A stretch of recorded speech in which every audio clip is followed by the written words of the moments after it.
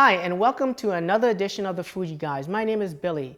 Today, we're going to take a look at the Fujifilm X30 and some of its top features. I'm going to have Jerry show you around with the camera, so let's just take a look at that.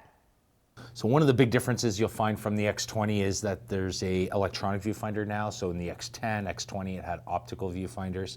And now we've got even more information in our viewfinder because we actually have an electronic version. And it's actually the same electronic viewfinder that you'll find in the XE2. So there's 2.3 million pixels in the viewfinder, so very sharp image. You're going to get a lot of detail in there, as well as a built-in diopter, and of course there's the eye sensor as well, which is going to switch it back and forth for you. The refresh rate on this viewfinder and on the screen is very fast. It's 5 milliseconds, so there's virtually no lag when we're talking about being able to line up a shot, whether it's fast moving subjects, sports, kids, pets, things of that nature as well. So one of the new features on this camera is this little control dial on the side. So it's going to have different functionality depending on what mode you're in. So if we're in, say, for example, SR Auto mode, you do have a little bit of flexibility as to what that ring can control just by pressing that front ring there.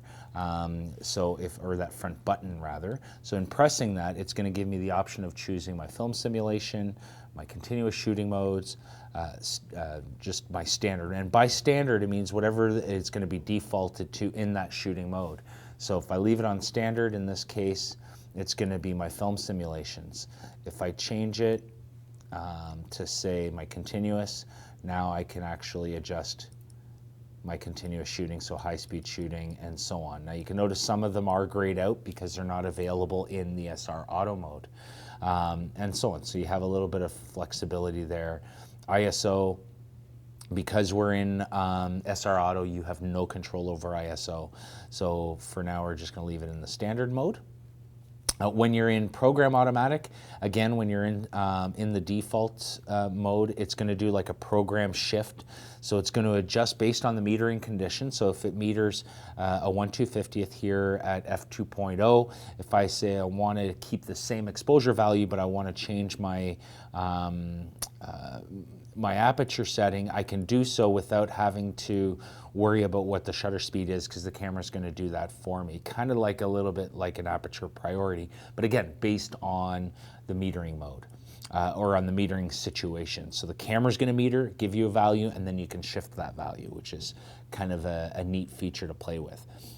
In shutter priority, and again, back into program, if I hit that button on the front here again, now I have some flexibility again. I can change my ISO, my white balance settings, my film simulation modes, etc.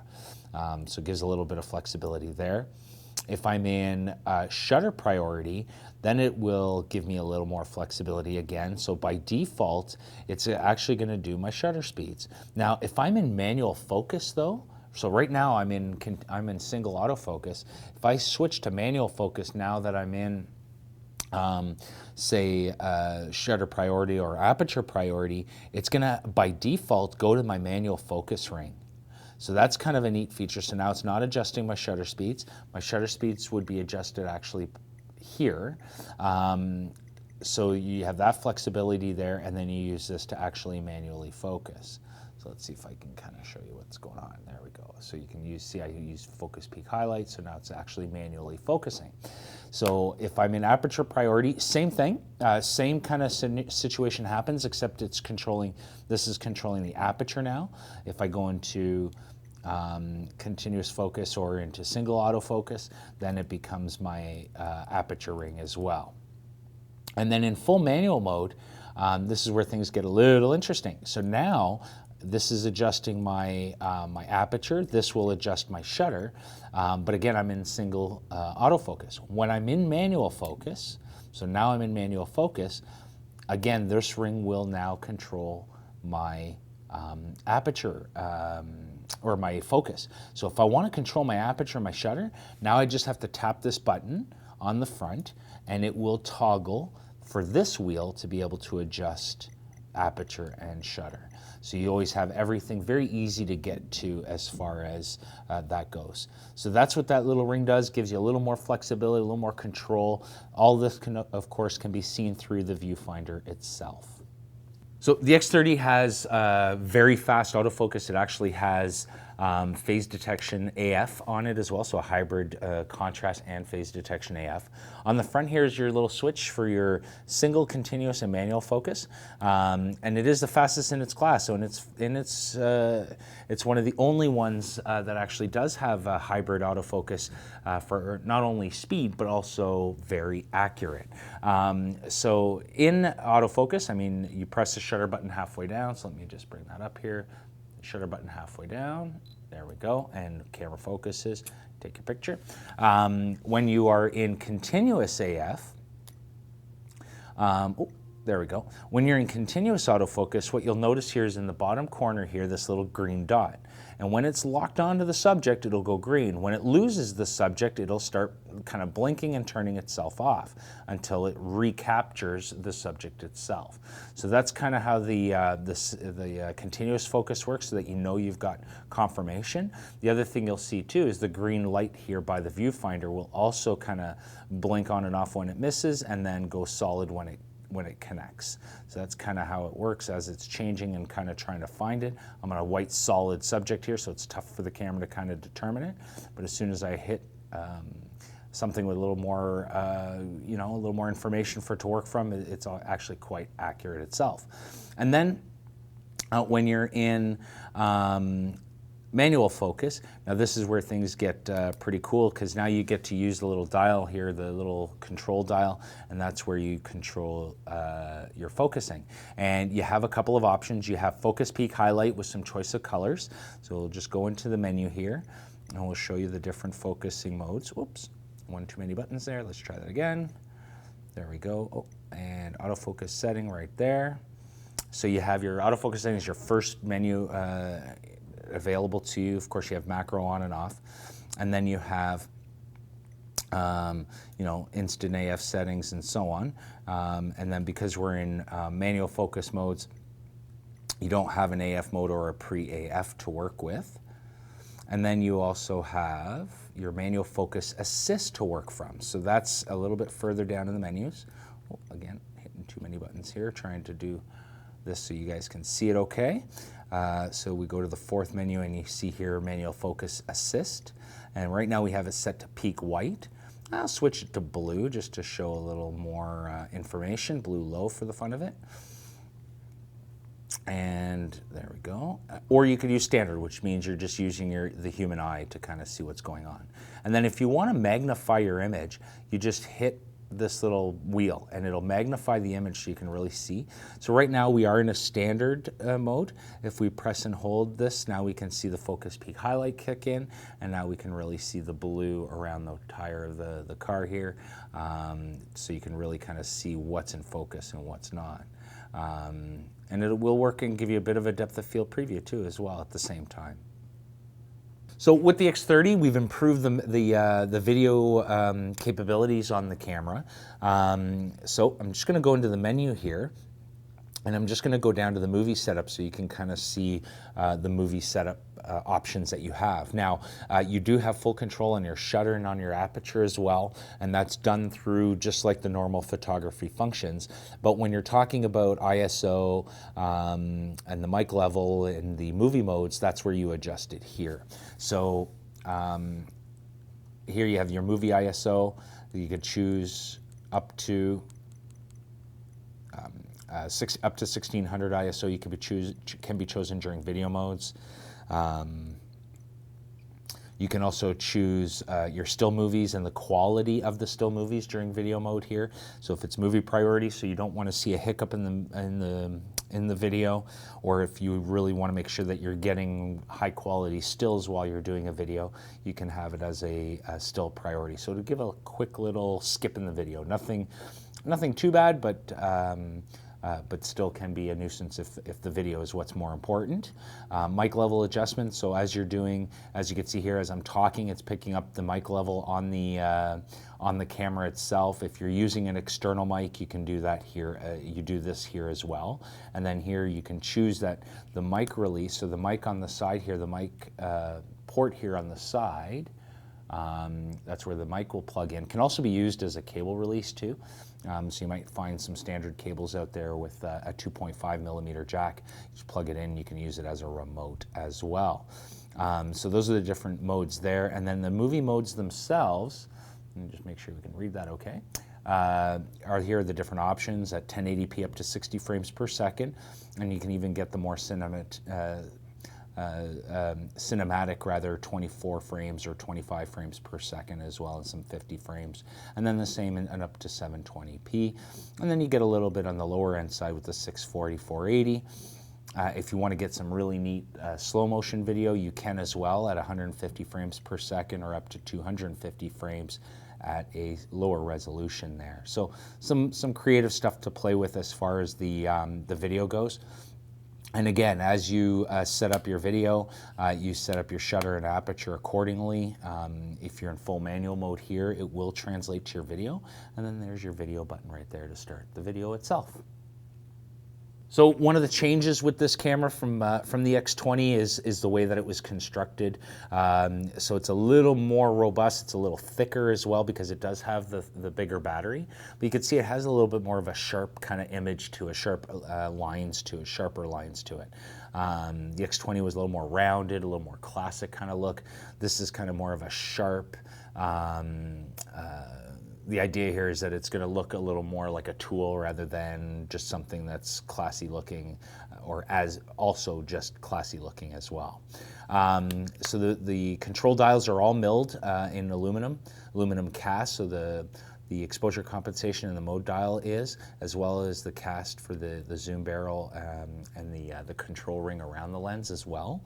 And of course, what's been added is this awesome tilt screen as well. So for your low level and your waist level and your high level type shots, you've got a little more flexibility on that as well. And of course you've got some magnesium alloy construction in here on the top and on the bottom, so it's going to be a durable camera. It's going to last you a long time.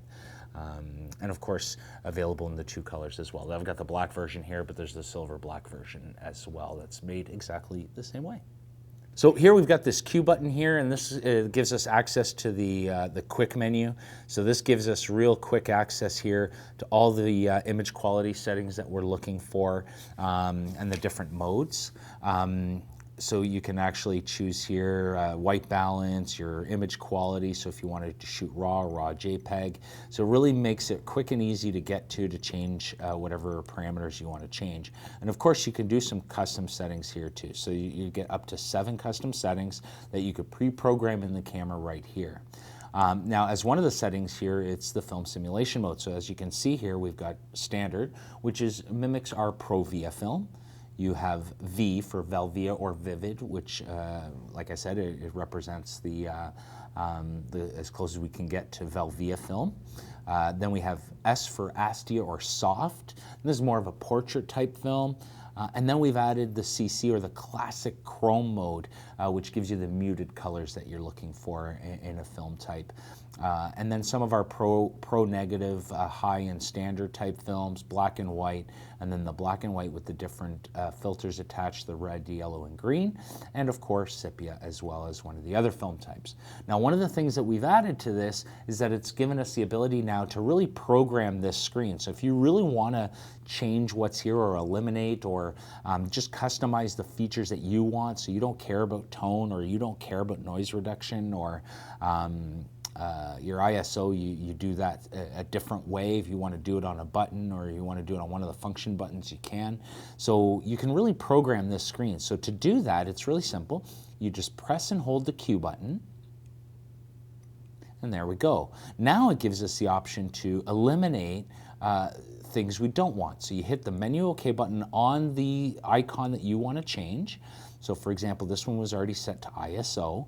If I, for example, did not want to have my sharpness there, I would hit menu and say I didn't want anything there. I can go to, bear with me here, none. Or I could do it to other type modes like EVF LCD color, brightness, silent mode, mic level adjustment, movie ISO, movie pixel, so your movie resolution, manual focus. So there's a lot of different options here that you can actually add to this screen that's not there by default that you can program yourself. So you can really customize the camera itself. And not only customizing it through the Q button, but also through all these function buttons. So I'm going to press and hold the display back button, and it's going to bring up all of our function buttons. So we've got 6 of them now here that we can program. And on this map here, it maps them all out for you. So your video button up here is a function button.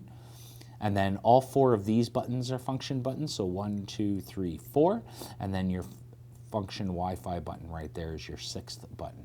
So you can really program, customize this camera the way you want it, so you never miss your shot. So we've added Wi-Fi to the X30, so I'm going to give you a quick demo on how this works. It's really, really straightforward. So the first thing you want to do, of course, is put the camera into Wi-Fi mode, and that's that little button here in the bottom corner here. That's going to show you Wi-Fi function. So you're going to hit that button, and so you're going to see the wireless communication window come up. Let me just make sure we got that kind of straight here.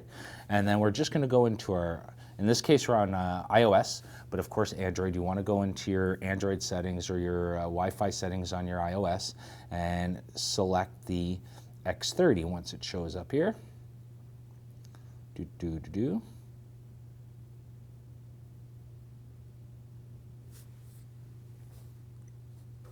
There we go. So that should bring it up. There we go. Sometimes you have to confirm it. This is the first time I'm connecting this particular camera to this phone, so it's going to take just a second. There it is.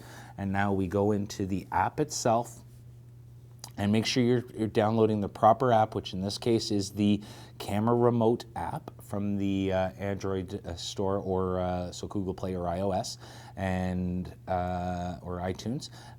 And now it's asking now to connect. So yes, I do want to connect. So that makes sure, all that makes sure is that nobody's going to try to connect their camera to your, or their phone to your camera.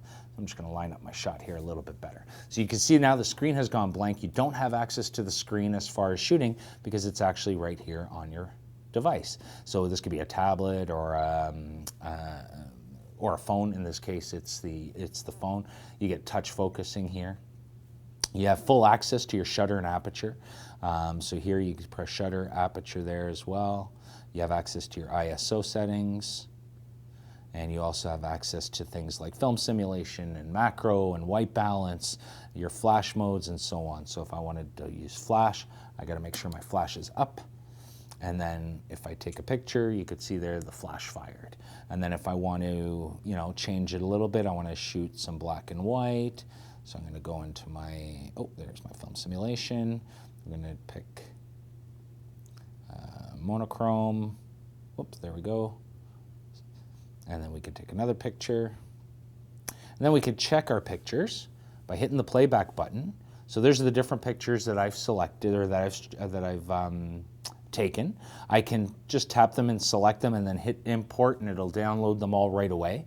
And you do have some flexibility on your choice of resolution. So in the Wi-Fi settings of the camera itself, you're going to have the option to choose whether it's a 3 megabyte file, which is by default, or the full resolution image. But when you're doing social media stuff and just kind of playing around a little bit, you might not want to have the full resolution image. And then of course you can use any photo editing software that you're using on your phone currently or on your tablet currently to edit these pictures. They're JPEGs. If you want to zoom in on a picture, you just got to hit that little magnifying glass, pick the picture you want, and then you can certainly then zoom in and check, okay, image sharpness, that's an awesome shot, that's the one I want. I can import it and then certainly share it as it just saves it to the camera roll. So that's how the app works. It's very straightforward, but also very robust with lots of information. There we go. And now we have full access again back. It gives us a battery indicator there, how many images we can still take, what modes I'm in, and so on. So there you have it. The new Fujifilm X30 has some great new features. Hopefully this video is very helpful on how to enable some of the controls and features of this camera. Don't forget to subscribe to the YouTube channel for Fuji Guys, and of course to follow me on Twitter. Until then, I'm Billy of the Fuji Guys.